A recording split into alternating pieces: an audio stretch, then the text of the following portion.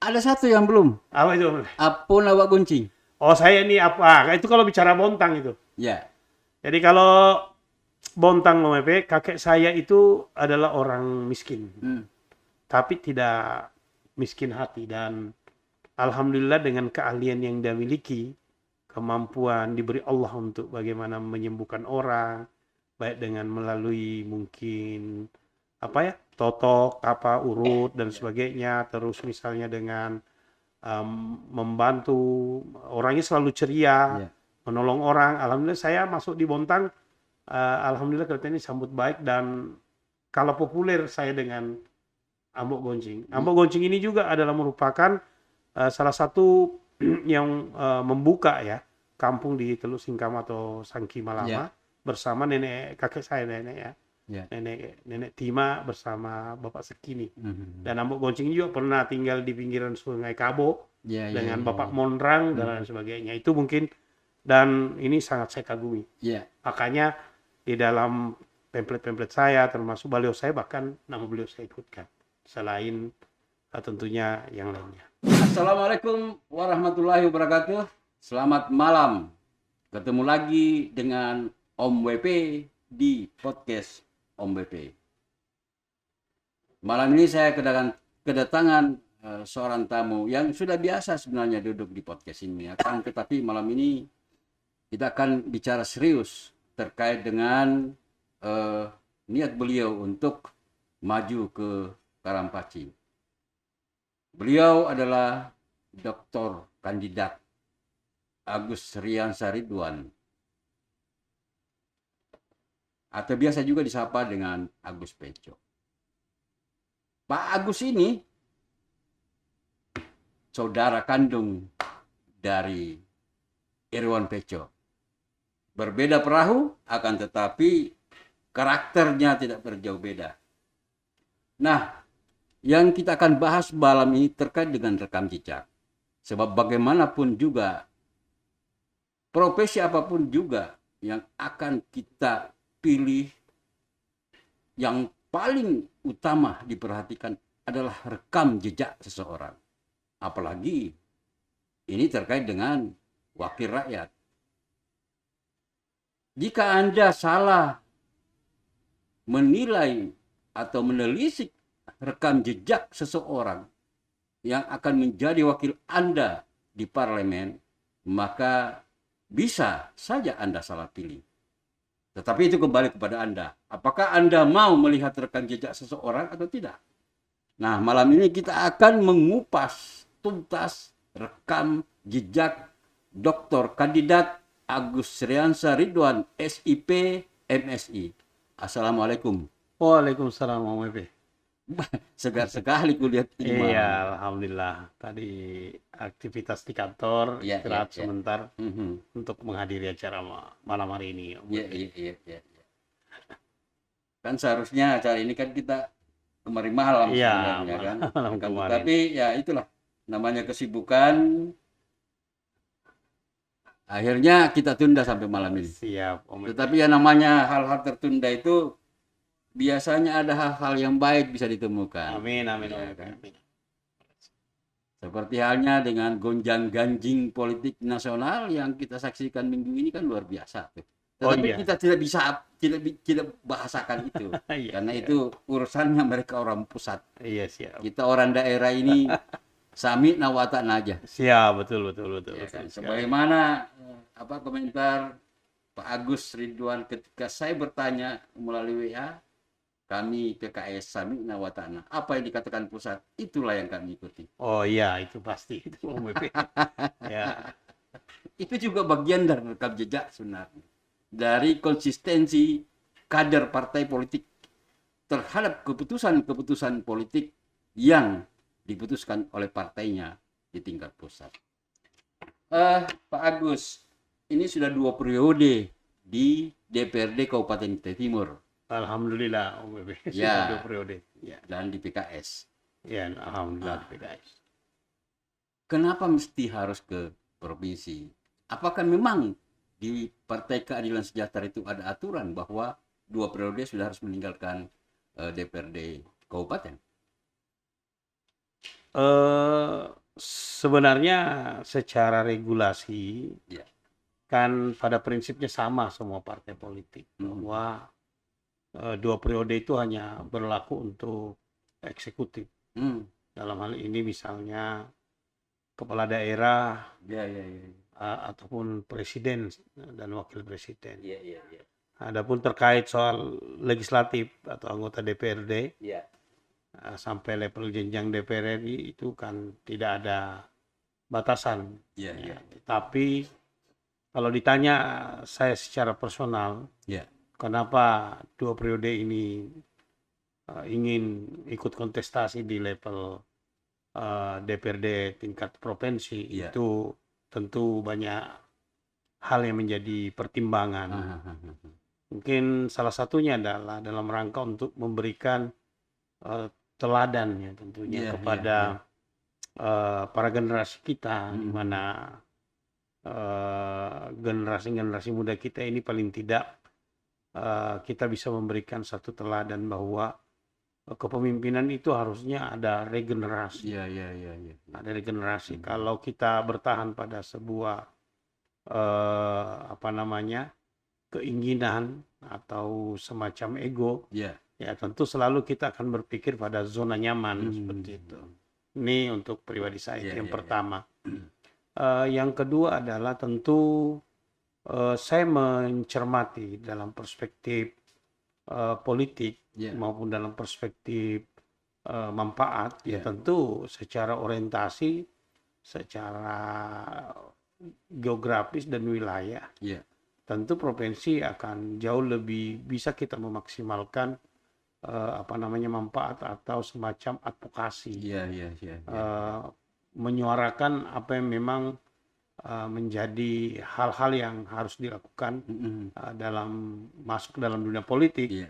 apalagi menjadi anggota legislatif Ya, seperti ya, UMP. Dan yang lain tentunya saya meyakini bahwa dengan maju di DPD provinsi, maka hal-hal yang tentunya sudah baik yang mampu kita lakukan di dapil di level tingkat kabupaten, Yeah. itu bisa kita aplikatifkan ke level yang lebih luas.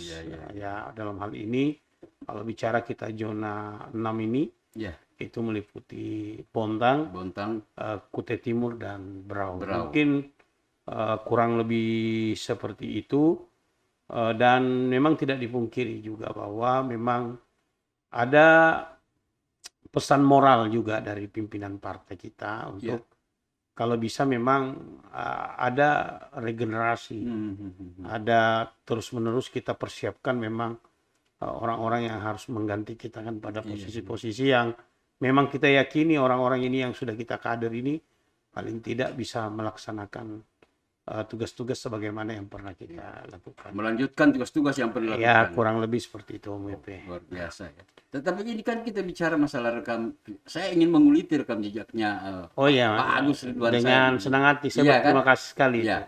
Karena bagaimanapun juga para masyarakat atau masyarakat yang ingin memilih itu perlu juga tahu itu bagaimana rekam jejak Pak Agus Ridwan ini sebenarnya. Iya kan?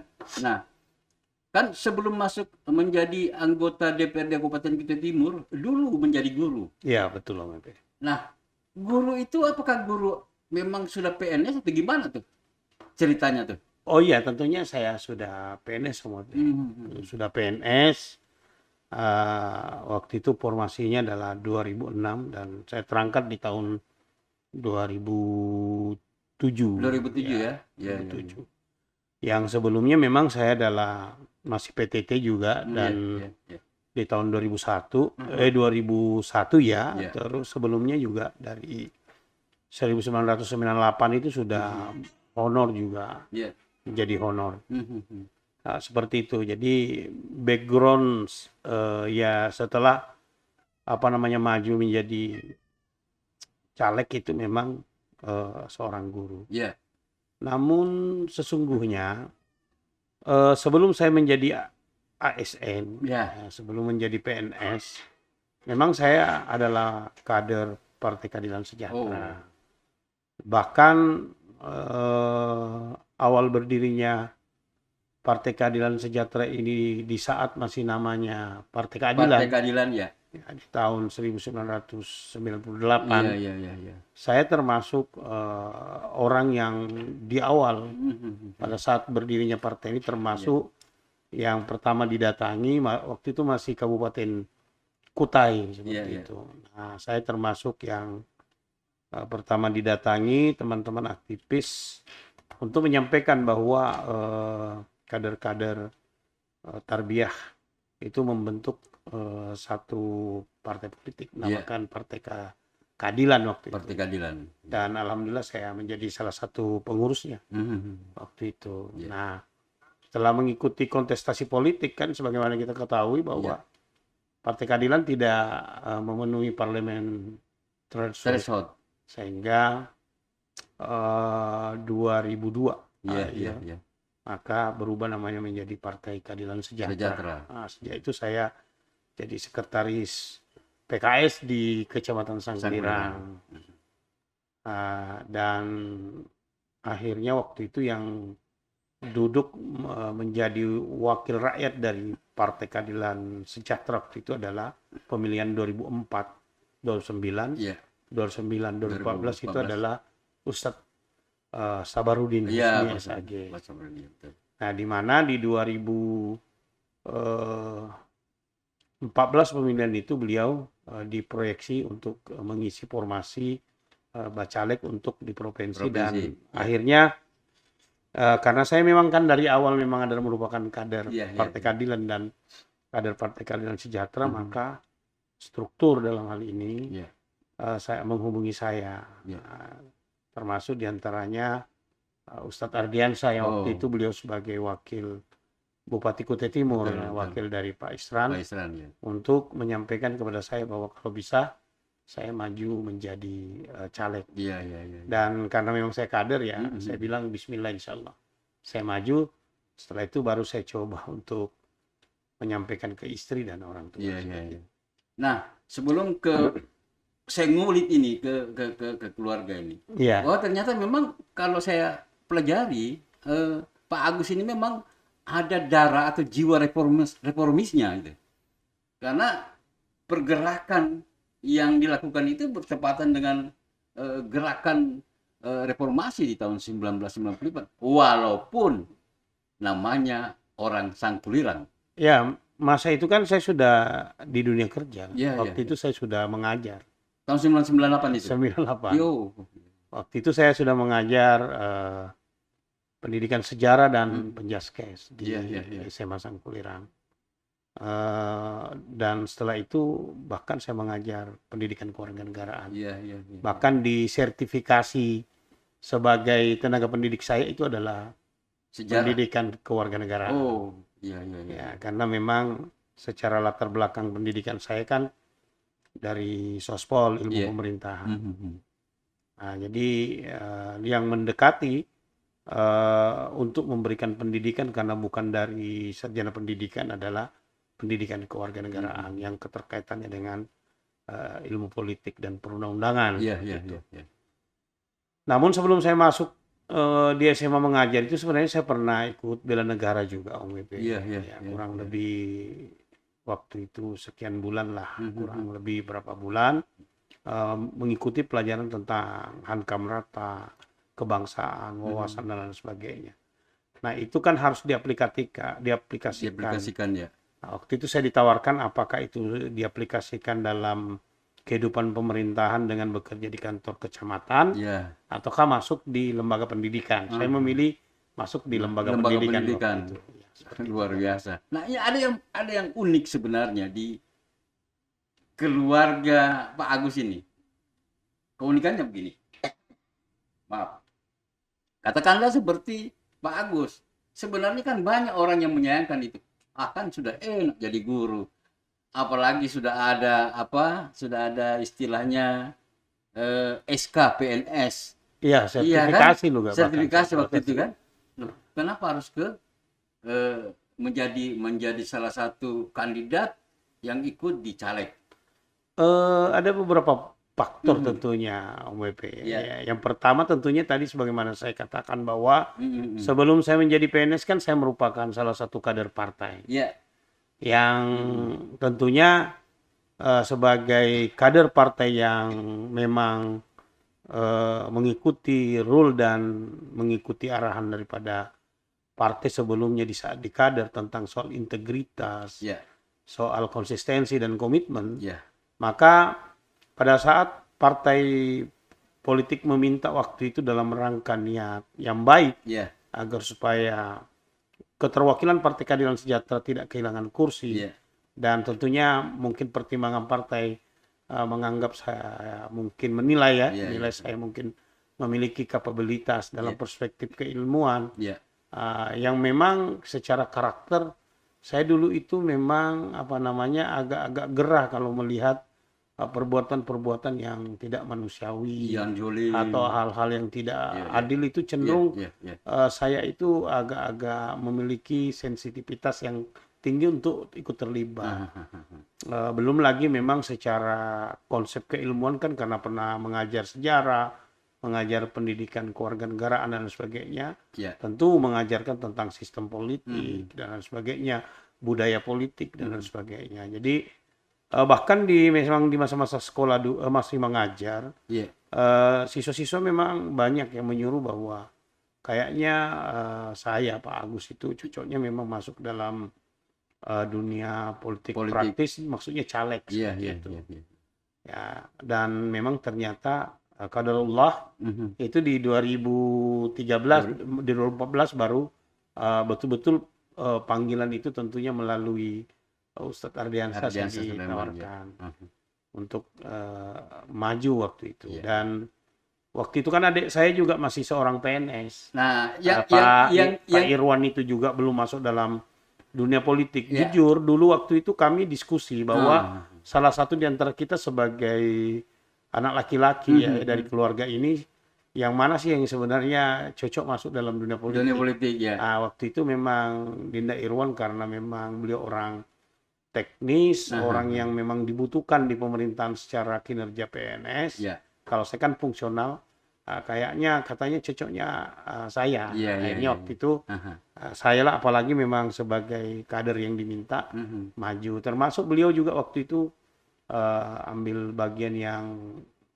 Cukup punya bersama-sama peran, lah, ya. artinya mendesain bagaimana strategi dan lain sebagainya. Nah, itu yang saya maksud, yang saya katakan unik itu, karena kan dua-duanya tuh kakaknya guru, kemudian Irwan Peco juga PNS. Ya. Nah, dua-duanya resign dari zona nyamannya untuk maju menjadi wakil rakyat, dan dua-duanya berhasil, bukan berhasil menjadi anggota DPRD saja, tetapi berhasil bagaimana mengabdikan diri ke masyarakat terkait dengan apa yang dicita-citakan di kepalanya itu. Ya, jadi saya juga tidak menyangka, tapi itulah takdir Allah. Ya. Adik saya itu kok tiba-tiba juga masuk politik. Ya. Nah, itu mungkin sudah garis hidupnya, tetapi itu biarkanlah dia menikmati dan mengeksplor dirinya. Karena biar bagaimanapun secara ideologis sudah berbeda tentunya dalam memilih jalan politik. Nah, tetapi itulah intinya, niatnya mudah-mudahan sama-sama bagaimana menjadi manfaat dalam kehidupan seperti itu. Nah, jadi begitu Om Epe. Yang pertama memang itu dulu kenapa terpikir, karena yang kedua memang sebenarnya saya dulu tuh diangkat PNS kan memang berangkat dari pemutihan yang dilakukan Presiden SBY. Oh iya, waktu zaman Pak SBY. Iya, sebenarnya saya sudah lama mau resign. 2009 itu sebenarnya saya ingin sudah coba untuk maju caleg, tapi memang Ustadz Sabarudin masih sangat kita perlukan pemikirannya, dedikasinya, karena beliau juga tentunya alhamdulillah karya-karya terbaiknya begitu baik, dan itu sudah kita sebagai senior sebagai orang yang membimbing tentu kita akan support lagi. Nah, itulah yang menyebabkan kenapa waktu itu saya belum istirahat juga. Nah, di saat memang jalannya untuk tidak ada karena beliau ke provinsi. Saya juga sebagai kader, ya tentunya saya jujur, OMP saya ini adalah kader yang mencoba mempertahankan integritas, bahkan kalau bilang orang ideologisnya. Iya, Kenapa? iya, iya. Saya ini kader yang kalau hari ini disuruh jadi caleg, ya saya bismillah. Iya, Disuruh jadi apa saja, bismillah. iya, iya. Disuruh istirahat, disuruh ngurusi bendera stiker saja, Iya, iya, juga iya. insya Allah. Iya, iya, iya. Yang penting betul-betul tetap berada pada garis yang saya anggap pilihan politik saya sekarang ini adalah menurut saya baik untuk saya ikuti seperti itu. Nah, kemudian masuk dan alhamdulillah menjadi anggota DPR di periode Ya, pertama. ya, Lalu di periode pertama itu kan orang bertanya juga tuh, apa sih yang dilakukan anggota DPR itu? karena saya memang backgroundnya dari sospol. Ya, ya, Yang ya, kedua juga mengajarnya pendidikan kewarganegaraan. ya.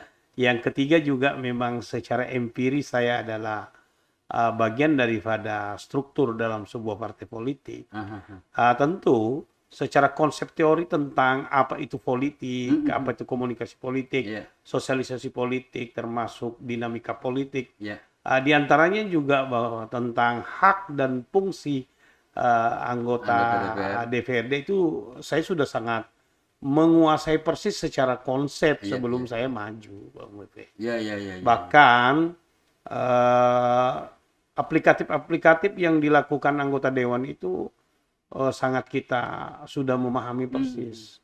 Karena logika apa namanya konsep yang saya pahami bahwa tidak ada praktek yang bisa kita ketahui itu sampai sebelum adanya sebuah teori. Iya, Apakah teori itu tersurat, apakah teori itu tersirat. tersirat? Iya, Intinya harus ada teori dulu yang betul. masuk dalam sebuah relungan hati, Iya. pemikiran baru bisa menjadi sebuah karya seperti itu. Itulah mungkin yang dimaksud dengan narasi. Ya, Apakah narasi itu seperti yang kita biasa dengar diucapkan atau ditulis, ya, ataukah narasi itu berangkat dari nurani atau nurani apa, pikiran. perlindungan batin? Ya, seperti itu.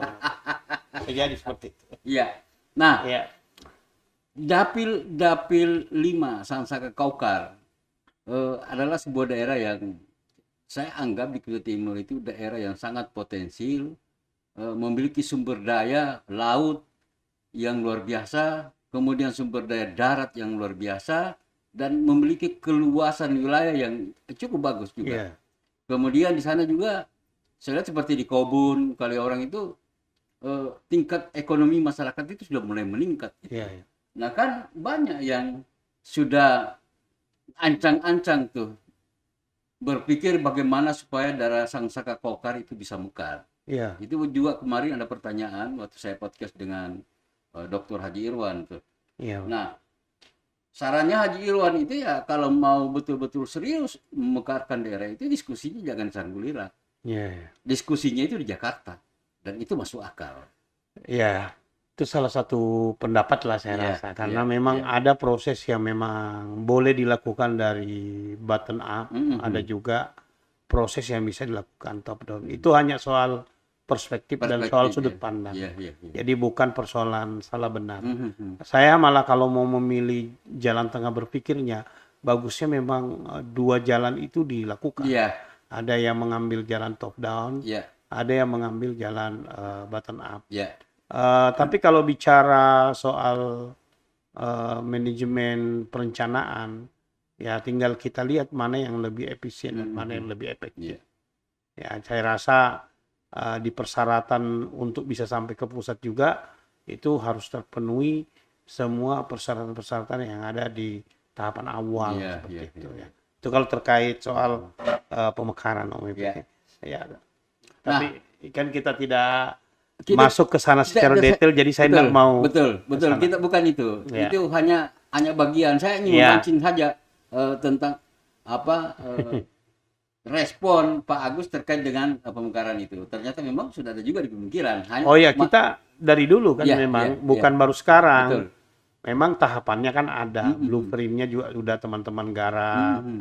Terus sekarang prosesnya adalah dengar pendapat, mungkin yang sekaligus untuk dilakukan paripurna untuk persetujuan. Iya, iya.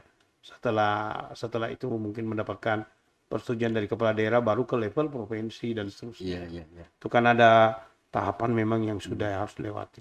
Nah, di 5 tahun pertama menjadi anggota DPR dari PKS itu, apa saja tugas-tugas yang Pak Agus yang sudah laksanakan di DPR itu? Misalnya tugas kepraksian kah, atau tugas-tugas di komisian atau Oh iya. sebagainya ya?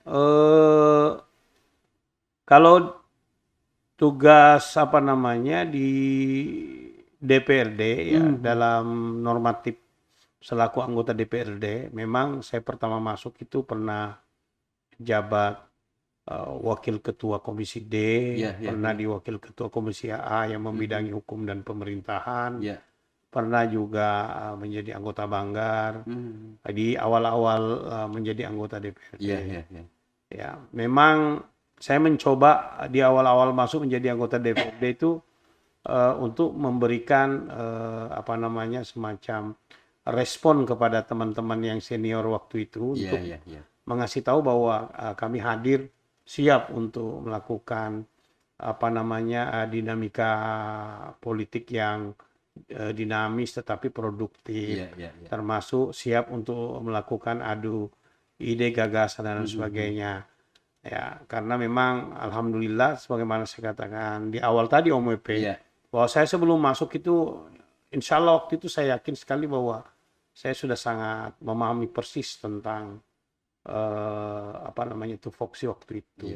Walaupun mungkin misalnya Undang-Undang Pemda masih menggunakan yang Undang-Undang 32 tahun 2004, karena setelah 2014 itu berubah menjadi Undang-Undang 23 2014 terkait pemerintahan daerah. Nah, sebenarnya secara persiapan secara normatif dalam perspektif kapabilitas keilmuan, saya tidak meragukan waktu masuk itu, Om Epe. Tetapi saya memahami bahwa masuk anggota DPRD itu, kita itu memperjuangkan secara landasan itu sebenarnya ada 3 aspek. Kita masuk di situ memang sedang memperjuangkan aspek yuridis. Ya, ada rule-rule yang memang sudah diatur oleh perundang-undangan yang harus dijaga dan diperjuangkan. Tapi di dalam perjuangan di DPRD itu, DPR RI juga, ada perjuangan yang dalam bentuknya sosiologis. Ada hal-hal yang bagaimana kita mampu membuat stabilisasi masyarakat yang bagus. Kita bagaimana bisa kondusivitas itu bisa kita jaga, bagaimana hubungan kebangsaan ini bisa terawat dengan baik.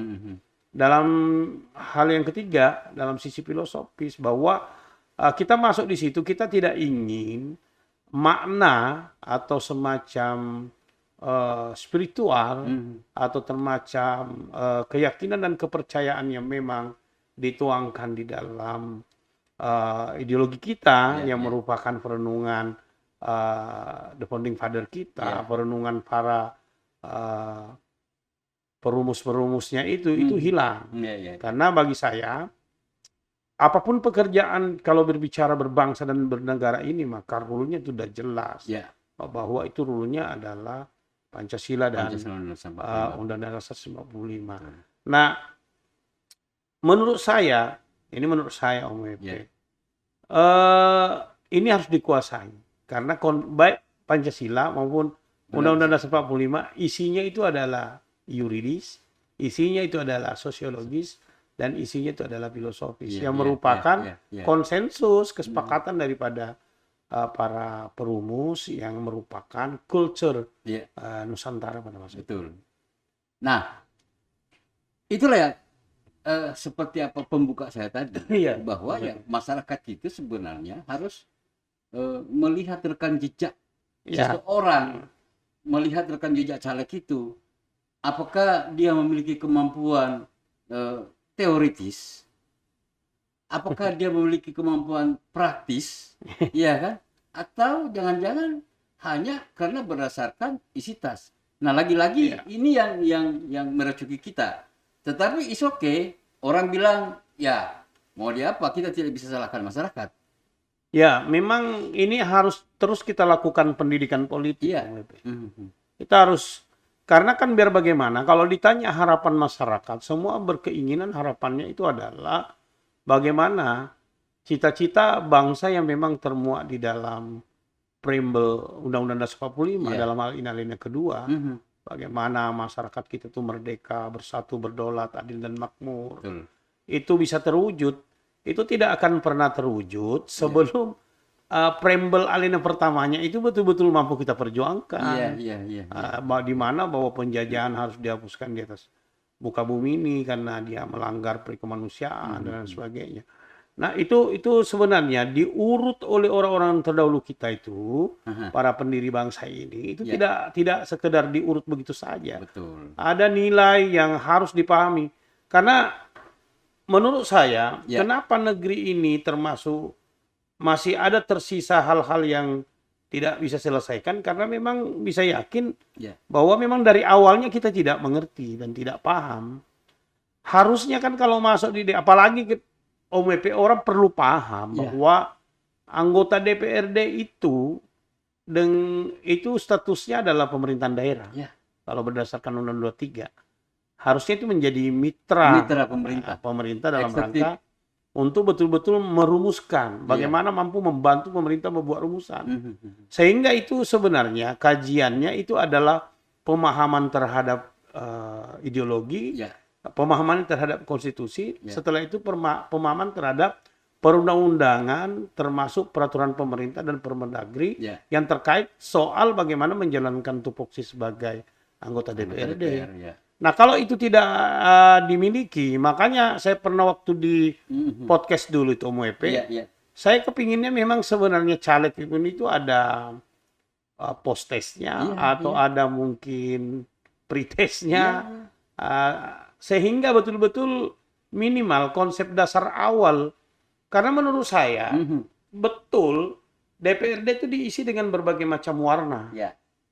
Ya kan? Ide gagasannya masuknya bisa saja boleh dari angle-angle yang berbeda. Tapi dia harus ketemu dalam satu titik. Satu muara. Dalam satu titik. Di mana dia ketemunya? Ketemunya itu adalah bagaimana kepentingan-kepentingan rakyat itu yang menjadi konsentrasi utamanya, bukannya hal-hal yang pragmatis seperti itu. Nah, ini sebenarnya salah satu kenapa saya itu masuk dalam dunia bisnis dan bersemangat, karena menurut saya memang ini harus terus diperjuangkan. Harus terus diperjuangkan. Kalaupun ada kegagalan, itu gagal karena memang secara sistem belum mampu kita konsistensikan atau integrasikan satu dengan yang lain. Bahkan di awal-awal saya masuk menjadi anggota DPRD itu sempat dibilangin dengan beberapa rekan bahwa Pak Agus, kalau masuk di lembaga DPRD itu tolong jangan terlalu mau menjadi aktivis atau jangan mau terlalu menjadi akademisi.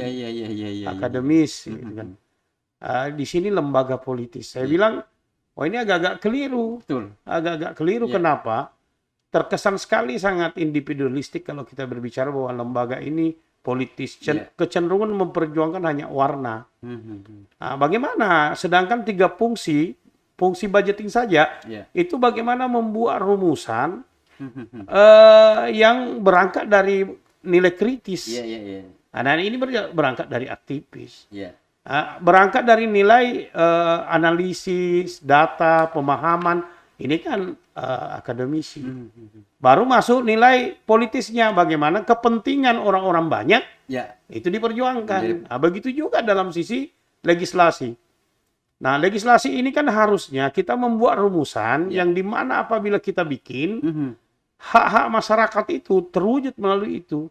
Bahkan pengunci terhadap anggaran itu sehingga itu dinikmati oleh rakyat, itu harus mampu dikunci. Pertanyaannya adalah, di saat kita tidak kritik, ada sekian pasal, ada sekian bab yang disodorkan melalui kita.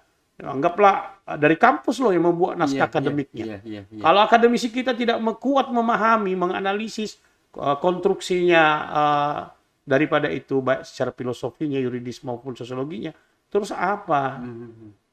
Kita tidak bisa lagi melihat korelasinya. Nah, ini hal-hal yang mudah-mudahan semua bisa mempertahankan ini. Karena saya yakin kalau sudah konsepnya ini agak-agak mendekati sama, mau berbeda usulannya, mau ini yang penting semuanya itu dalam rangka memenuhi kesejahteraan masyarakat.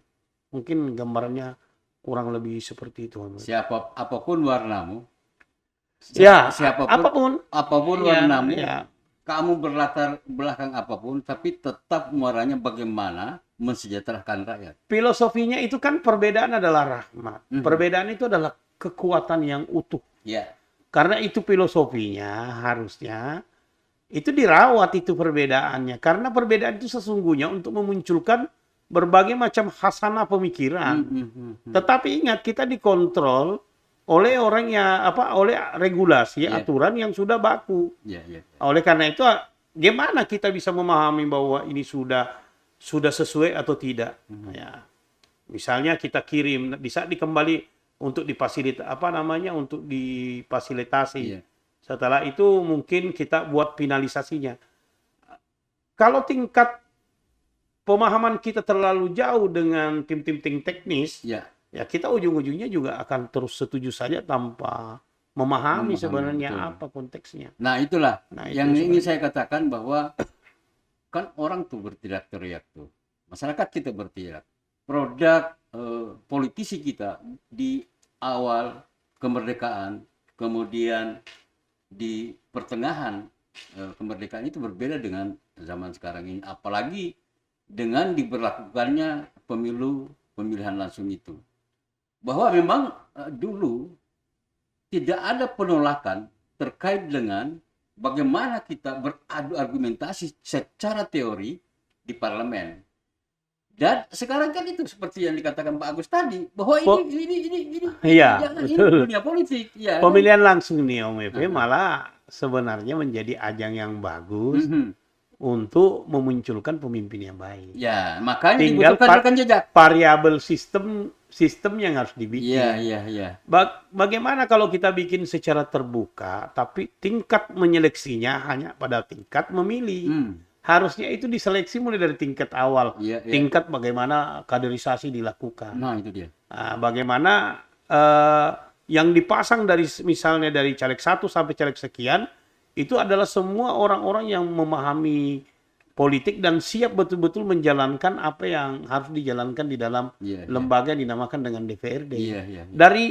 Dari background apapun dia, paling tidak setelah dia di kader dalam perspektif kader, setelah mungkin dia dievaluasi dalam sisi keilmuan apa dan sebagainya, dianggap memiliki kompetensi di bidang itu, sehingga itulah yang layak untuk direkomended oleh sistem ini. Sebenarnya harusnya dipikirkan memang sekarang, gimana prosesnya itu tidak hanya dipilih pada saat pencoblosan, tapi memang dipilih dari proses awal. Jadi ada proses pemilihan, katakanlah tingkat RT misalnya, tingkat desa. Sistemnya mungkin yang kita bikin, misalnya bahwa ada prasyarat partai politik itu bahwa misalnya kementerian yang membidangi politik atau mungkin di Kabupaten Kesbangpol itu membuat semacam formulir asesmen atau membuat semacam kuesioner yang bagaimana orang itu bisa mendapatkan semacam surat yang mengatakan bahwa orang itu layak untuk menjadi pemimpin.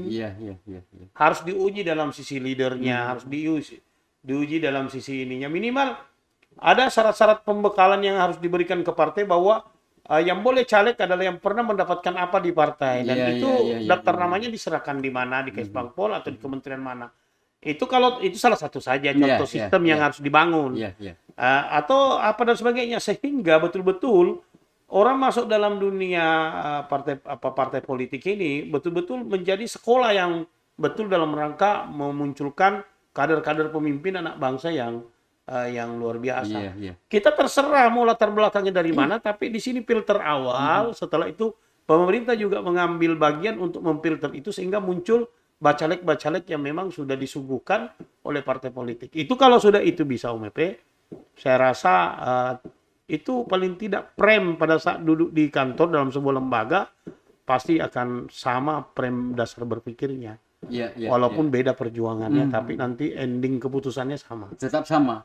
Kebutuhan rakyat. Tidak terlalu tarik-menarik kepentingan persoalan kelompok dan golongan, tetapi betul-betul kepentingan umum lebih Iya, dikedepankan. iya, iya. Nah, itu kalau kita bicara tupoksi dan eh, apa pemikiran-pemikiran yang saya sampaikan ini Om Efe, dan Iya. bukan hanya sekedar pemikiran, penyampaian, advokasi ini luar biasa juga sudah kami lakukan 5 tahun kami diberi amanah, Iya. ditambah lagi ini ya, tapi itulah realitanya bahwa masyarakat itu tetap akan kembali menjadi orang yang harus melihat, orang yang harus menentukan dengan harapan yang diinginkan. Iya. Ya mudah-mudahan aja masyarakat kita ini antara harapan yang dia inginkan dengan seleksi yang dia lakukan dalam memilih pemimpin itu berbanding lurus. Yang kita khawatir itu adalah yang dia lihat itu tidak berbanding lurus dengan penentuan dia melakukan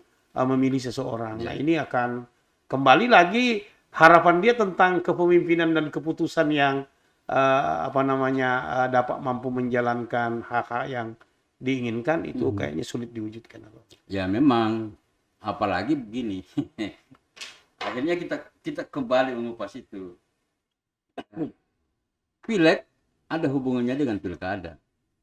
Sehingga partai-partai politik itu kayaknya mengejar target bagaimana supaya kader terbaiknya itu maju di pilkada. Salah satu syarat utama untuk maju di pilkada itu persoalan parliamentary threshold.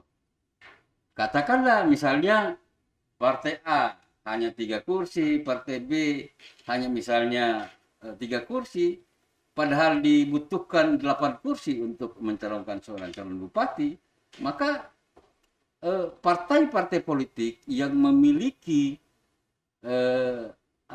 memiliki kader terbaik itu pasti mengambil orang-orang di luar yang dianggap ini isi tasnya luar biasa, ini ketokohannya luar biasa, sehingga sistem yang dipikirkan tadi itu lepas. Jadi saya sebenarnya Om Efe ingin misalnya menceritakan bahwa ada paradoks bahwa kalau tidak banyak ini misalnya finansial itu berat duduk.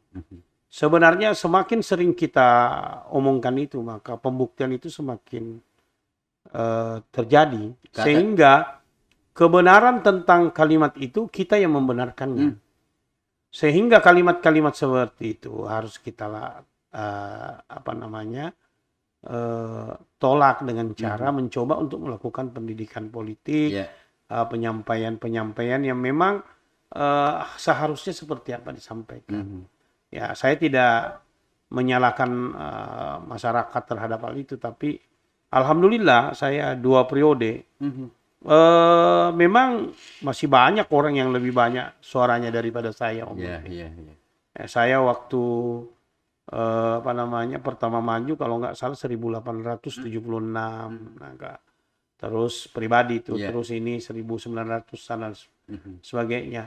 Itu kalau saya lihat itu ternyata memang masih banyak juga orang-orang yang sebenarnya punya harapan besar bahwa dia ingin memiliki pemimpin yang betul-betul bisa memahami apa yang dia mau kerjakan. Ya, artinya ini sebenarnya bisa kita terus explore agar supaya semakin besar. Apalagi kan sekarang sudah generasi milenial, generasi Z ini juga sudah mulai banyak, dan mereka jangan lagi kita tularkan kultur berpikir bahwa harus begitu.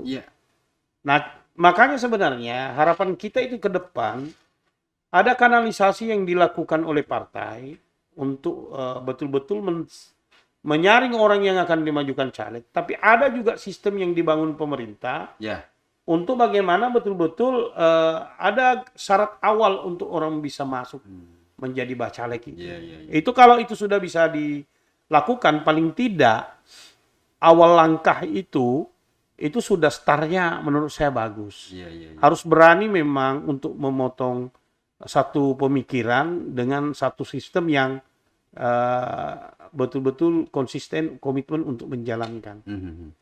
Kalau tidak, maka kita ini sibuk persoalan soal terbuka tutup, tapi tidak menyiapkan betul-betul hal-hal sistemnya bagaimana ujungnya orang yang mau dipilih itu adalah orang-orang yang betul-betul Ya, ya. sudah siap secara tupoksi, sudah siap secara kapasitas dan kapabilitasnya. Nah, ini saya menceritakan, kan ini karena disuruh menceritakan di saya, makanya saya ceritakan. Inilah hal-hal yang saya alami untuk membangun sinkronisasi. Kita sering disuguhkan juga